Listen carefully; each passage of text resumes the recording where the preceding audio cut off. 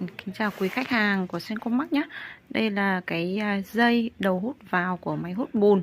Đầu hút vào thì nó là dây dạng là dây mềm và nó là loại thép. Nên cái dòng này thì nếu mà ai chuyên hút thì mình nên sử dụng cái dòng này, dòng dây này thì nó sẽ đảm bảo được cái lực hút tốt hơn. Bên em có cung cấp để cung cấp đầu hút bùn nhé. Đầu hút bùn là nó sẽ có cửa ngang và cửa thường và có thêm cửa tròn nữa.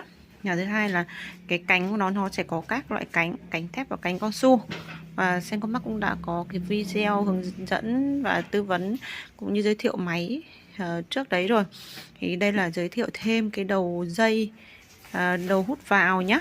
Đây là cái dây này, đây là cái dây phi thì 75 nên nó khá là to. Đây là cuộn 10m thì Sencomax có bán từ 5m đổ lên nhé. Nếu quý khách hàng nào cần nhu cầu 50, 75 hay 100 thì có thể liên hệ đến Sencomax ạ.